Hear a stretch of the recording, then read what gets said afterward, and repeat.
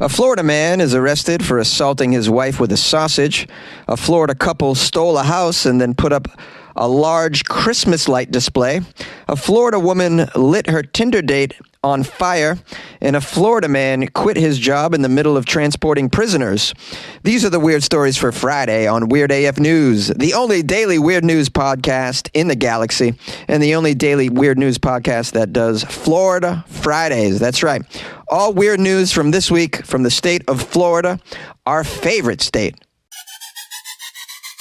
A Florida man has been arrested after assaulting his wife with a sausage. Police say that alcohol might have been a factor. Alcohol? What a shocker. You know, I think I covered a story recently about a guy who had assaulted his brother with a sausage. I tell you, sausage-related crimes are just grossly underreported these days. I'm glad we came across another one. A Florida man this time was charged with domestic battery after allegedly throwing a sausage at his wife. It struck her on the side of the face. Was it a kielbasa? Oh, man. Has this been linked to any other sausage-related crimes? How about...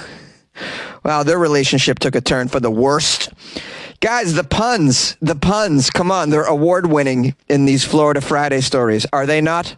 All right, let's get to it. Florida man Ray Allen, age 61, armed with sausage, armed with deli meat. You got to watch out for this guy at your barbecue. He might strike you in the face with a rib. Ribs are hard. This guy was released from custody following an incident in St. Petersburg. However, a judge has ordered him to have no contact with his wife. We have a copy of Allen's arrest affidavit, and it claims the sausage flinging happened during a verbal altercation Saturday afternoon. Here's a quote from the affidavit. The said sausage struck 64-year-old victim on the right side of the face. It is alleged that in the arrest affidavit also that alcohol use likely played a factor in Saturday's incident. The sausage involved in the alleged battery was not seized as evidence either. You should seize that sausage as evidence. Come on. You got to seize the sausage when you have an opportunity. Am I right, guys? I mean, who doesn't like to seize a nice sausage? Juicy. I love how they're treating this like a CSI crime scene. The affidavit does not say what kind of sausage the wife was pelted with. I love the colorful language in this article. I think we need to know what kind of sausage, right? That's very important information in the investigation. Also says here that when the EMT responded to the scene, they washed the victim's right eye out with a saline solution so that the uncooked meat wouldn't cause any infections. They're really getting details with what went down, but they're failing to tell us what sort of sausage it was. I think we deserve to know. Was it a blood sausage? What about a bratwurst? Could it perhaps have been a Spanish chorizo? Maybe it was salami. Could have been Mexican chorizo. Could have been longaniza. Longaniza. How do you say that one? Longaniza? That's what I call my sausage. The longaniza. Longaniza. Oh. Okay. A Florida couple famous for their Christmas light display have been revealed to be squatters. A South Florida home known for its amazing over-the-top Christmas light display was revealed to have been illegally occupying this home for almost 2 decades, according to an investigation. We have Kathy and Mark Hyatt. Apparently they squatted in this Plantation, Florida home for 15 years, according to the legal documents obtained. Per the report, there was never a title on the property, and the couple had, quote, forged a deed of some sort. The appraiser's office has called this investigation the Nightmare Before Christmas, because the Hyatts were known for going all out with their holiday decorations, covering the house in thousands of colored string lights, festive figurines, large glowing lawn ornaments, earning it the nickname the Hyatt Extreme Christmas House. Well, I mean, at least they didn't bring any attention onto themselves for squatting in the house. How dumb are you? You stole a house and then you put up all these lights? Like people aren't going to see you? Lay low, bro. Lay low. Hey, honey, we're in an illegal house that isn't ours. You want to light off some fireworks this 4th of July? How about we erect a glowing obelisk in the front yard? That'd be pretty cool. No, I think we should go with a 30-foot DJ for hire. How about that? Let's play some loud music. I'm going to hire a 30-foot DJ. Wow. Floridam. We have a quote here from someone who's a property investigator. They say, quote, there were some legal issues and complaints between the city of Plantation and the Hyatts that stemmed mostly from the Christmas lights situation. But I'm proud of our crimes against property team for shining the light on the fraud that took place, as I am hopeful it will bring the innocent victims a little comfort. Further, our office is rightfully back-taxing the property in the amount of thousands of dollars, as our county taxpayers are also the victims of this fraud and deserve to be made whole. I'd like to know who the innocent victims are. Are they, like, stuck living in a tent in the backyard? Like, where are they? They're probably off-site. You have people that own properties off-site. They live elsewhere, and then people just take over their home for some reason. This has been happening for several years, I've noticed. I think it's insane to just steal a house. I would have never thought to do that, but, people do it, especially in Florida. However, if you're going to steal a house, here's something you ought not do. String up so many Christmas lights that they complain in the neighborhood about your very bright, over-the-top Christmas lights. That's something you shouldn't do. Also, maybe not have a housewarming party either. Yay! A Florida woman set her Tinder date on fire. Well, she wanted a hot date. It's not easy to get a hot date. Yo, that date was fire last night. Isn't that what the kids are saying? That date was fire. Literally. A Florida woman from Florida was booked on Monday for allegedly lighting her Tinder date on fire after yelling, quote, "You guys are out to get me." I don't know what guys she's referring to. And if the guys are out to get you, I don't understand why you would light your date on fire. Your date is there to help you, hopefully. Maybe help protect you from the guys that are about to get you. Nothing keeps the guys away than you being in a relationship, right? You just show them, hey, no, I'm with somebody, all right? Now, he's going up in flames right now, but I'm still with somebody, so stop trying to get me. We have Destiny Lene Johnson, 25-year-old Florida lady facing felony charges, including arson and attempted murder. Now, the victim is unnamed, and Johnson, who used the alias Tiny on her Tinder profile. You don't expect to be lit on fire by somebody named Tiny. Sounds pretty innocent. They met on Tinder, according to the arrest report. Tiny Johnson messaged the man at 5 a.m. Ooh, bow, chicka, bow, bow. This guy's excited. If you're meeting someone on Tinder at 5 a.m., you know what's going down. It's going to be fire, but, you don't want this kind of fire. Tiny asked the man to come to the Holiday Inn Express East in Miami. When the man arrived, Johnson opened his car door and said that she needed money to fix her car. Johnson was holding a 1-gallon water jug containing a yellowish liquid. Wow, what's that all about? I guess that's the flammable liquid. The victim said he, quote, did not appreciate Johnson telling him to come to the hotel just to ask for some money. However, he's a swell guy. He offered her $60 that he had on him. That was all the cash to help her out anyway. He was just trying to be a good Samaritan. Unbeknownst to him, he was about to get real hot in the pants. Johnson became angry and yelled, "You guys are out to get me." She then poured the liquid inside the jug on the passenger seat of his car. The substance, which smelled like gasoline, also got onto the man as well. He tried to push the jug out of the car. He was wet. The car is wet. She pulled out a lighter, set the fire to the car. She set fire to the man's right arm as well, and herself. Oh, Tiny going up in flames. The victim stated he immediately jumped out of the driver's seat of his vehicle and began rolling along on the asphalt in order to extinguish the flames on his body. While his vehicle was soon fully engulfed in the flames, the victim then stated he produced a firearm from his right waistband, so he was packing, And if you're going to meet on a Florida Tinder date at 5 a.m., you should be packing, especially at a Holiday Inn Express. I mean, you have no idea what's going to go down at a Holiday Inn Express, the degenerate chain of hotels, if I've ever seen one. So he produced a firearm and pointed it at Tiny Johnson, fearing that she would make further attempts to light him on fire. It says here, then Johnson fled the scene. That was when the date put his firearm away and asked the staff at the hotel's front desk to call the police. Officers received a call about a, quote, naked black female with burns who was found nearby, stating that she, quote, blew up a vehicle. She's out there, guys. She is out there.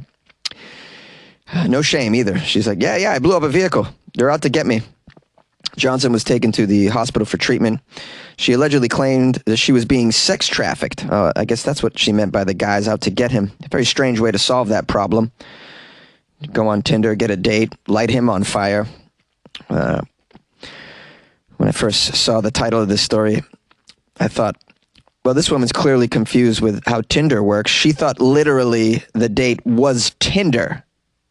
There's no word here whether or not there's going to be a second date. There could be. This could be. I mean, it's hard to find any hot people in Florida, and when you find one, you got to hold on to them.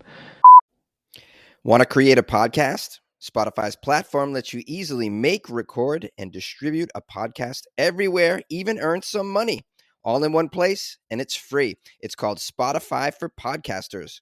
Record, edit on your phone or your computer. Send it to Spotify and everywhere podcasts are heard. They even have video recording options as well. Spotify for Podcasters even allows you to earn money with ads and subscriptions. Best of all, it's free. Try it. Download Spotify for Podcasters or go to spotify.com/podcasters to get started. And good luck with your podcast. Good luck with your life, man. A Florida man quit his job in the middle of transporting some prisoners. 21-year-old Florida man Joshua James Pinquette of Orlando was arrested on 5 felony counts of second-degree kidnapping. At about 9 o'clock on Tuesday morning, the county sheriff's office took a call to be on the lookout for an inmate transport van traveling on Interstate 40. The caller, who was identified as the owner of the transport company, said that the driver, Joshua, the Florida man, was off course and had refused to return the van. The van contained 4 inmates in a locked cargo area. One other employee was also in the van with Joshua. Joshua communicated with the transport company owner through text messaging, in which he informed the owner that he was, in fact, quitting his job right now in the middle of the trip. And he was refusing to stop at the intended destination with those prisoners. Okay. Thankfully, the deputies quickly located and pulled the van over, and they detained both employees. Why both employees? I mean, only one of them was quitting. I mean, at some point, the other employee should have probably just taken over the driving duties and let the other guy off at a Sevlev or something. The deputies ensured all inmates were secured in the rear of the van. Ooh, thank goodness. Look, I've quit jobs before. I've quit and walked off site that day. You know, there's nothing more satisfactory than telling your boss to their face, like, screw you, bud, I'm out. You drop off your badge, you just walk the hell off the property. It feels good. It feels good. This is a special circumstance, though, when you're transporting prisoners. I mean, you can't exactly quitting in the middle of this job. You know, certain jobs you can't just quit in the middle of it. You know, like if you're a crossing guard, you can't just quit in the middle of your crossing guard shift. Those kids have got to get across the street. You know, you don't just quit in the middle of the street. You know, some jobs are just they're too important. They involve safety. You can't just walk off the scene. I don't know the whole story, though. I don't know how this guy Joshua was treated by the company. You know, maybe he was looking up, maybe he found out that morning that he wasn't going to get his paycheck in time for the holidays or something. And he's like, you know what? Forget this. I'm out of here. I mean, we need more information. Still, though, this is the sort of job that maybe not walk off in the middle of transporting the prisoners. Yeah. It could have been worse, though. He could have pulled over and opened the back and been like, I'm quitting. And by the way, you're all free. Go! Fly away, prisoners. But I mean, at the end of the day, you can't be surprised if you're the transport company. You hired a 21-year-old. I mean, Gen Z, they really don't want to work. They will walk off the job if they're the least bit uncomfortable. They will. Yay! This episode is brought to you by Shopify. Selling a little or a lot? Do your thing however you cha-ching with Shopify, the global commerce platform that helps you sell at every stage of your business. Shopify helps you turn browsers into buyers with the internet's best converting checkout. 36% better on average compared to other leading commerce platforms. Get a $1 per month trial period at shopify.com/offer23. Thank you for spending some time with the Weird AF News podcast, specifically the Florida Friday episode. And a shout out to everyone who sent me Florida Friday articles and links the past couple days. I appreciate that very much. You can email me anytime you come across some weird story that you think is appropriate for the show. It's funnyjones@gmail.com. If you'd like to call the show and leave a voicemail, it's 646-450-2012. I'm performing stand-up comedy all this weekend in Hollywood. If you happen to be in the area, follow me on Instagram for all that information. It's at funnyjones on Instagram, at funnyjones. Okay, let me take a moment to read some positive reviews that I got on Amazon. Pretty good, right?